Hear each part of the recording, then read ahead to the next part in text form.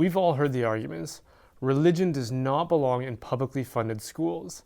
That would be a violation of the separation of church and state, right? Where I live in Canada, there are 3 provinces that give constitutional status to what are called separate schools. Now, these are schools that reflect the doctrines of a particular faith, which is usually Catholicism. Now, this state of things is strongly opposed by long-standing organized groups who want to promote a single secular school system.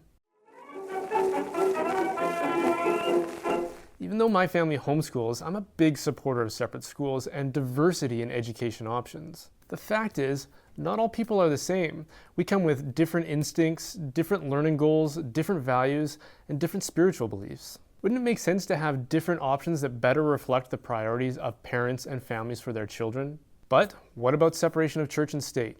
Well, in Canada, that doesn't exist, so that's not really an argument. Separation of church and state isn't mentioned anywhere in our Constitution, and in fact, our head of state, the Queen, is also the Supreme Governor of the Church of England. It also doesn't appear in the US Constitution, the Bill of Rights, or the Declaration of Independence. Where it does appear is in Article 13 of the Constitution of the Soviet Union, along with the separation of church and, you guessed it, schools.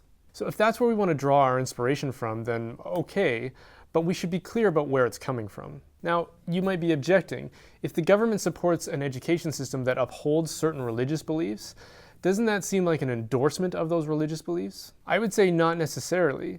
The government can support all kinds of organizations and institutions without it being seen as an endorsement of a particular culture or religion to the exclusion of all others. For example, yoga is really popular, and I've seen yoga-themed events that were sponsored by municipalities. Now, I didn't see that as the establishment of Hinduism as some sort of official religion. Freedom of religion exists to ensure that the state doesn't establish or impose any official religion. Now, that doesn't mean that a sitting government can't show support for some religious beliefs or practices. We seem to have a deeply ingrained double standard when it comes to freedom of religion. Now, think about what that means. A freedom is something that should be as unrestricted as possible. The law, the government, and other citizens have no right to restrict its use. Now, to illustrate this point, imagine if we treated other freedoms the way we do religion. Yeah, you have freedom of speech, but not for public places. That's for private use only. No freedom of speech in schools either. That would imply that the government somehow favors particular expressions of freedom of speech. And absolutely no freedom of speech in government. Whew. Those are clearly examples of a freedom being restricted, not protected. So when secularists insist on imposing those same kinds of restrictions on freedom of religion in the name of tolerance and diversity, I kind of scratch my head. It just doesn't make any sense. You're not protecting freedom of religion, you're suppressing it in favor of some sort of oppressive atheistic political correctness. True multiculturalism and diversity exist when we offer opportunities for different cultural and religious persuasions to be seen, heard, and celebrated as fundamental fixtures of society. Instead, we've succumbed to this idea that they should be absent from public life for fear that someone will get offended or feel discriminated against. Ironically, that only promotes the idea that we should get offended by the religious expressions of others, because we've established this precedent that it doesn't belong in the public space. So if I see it there, then I should get offended. So, seeing how freedom of religion doesn't preclude the government from supporting religious organizations, in the same way that it can support organizations that prefer certain kinds of thought or speech, then it still doesn't answer why the Catholic Church should be given so much freedom in education. Well, there are a lot of reasons I could point to, but for starters, the Catholic Church as an institution has been educating people longer than anyone else, going all the way back to the monastic schools of the Middle Ages. The Catholic Church also established the first universities, which were fundamental in shaping all the things we take for granted in academics and science today. That makes it something of an expert in education. That should also make us reflect on why they were so eager to sacrifice resources in the name of this cause when nobody else would.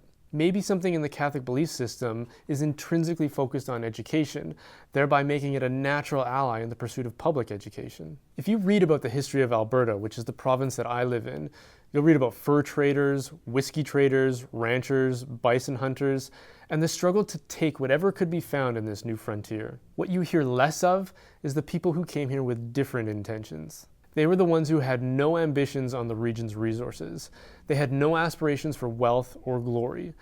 They were the Catholic Oblate missionaries and the Grey Nuns. They came here with little resources and traveled here often by foot through the harsh and hostile wilderness to set themselves to the work of establishing the first hospitals, schools, orphanages, and missions.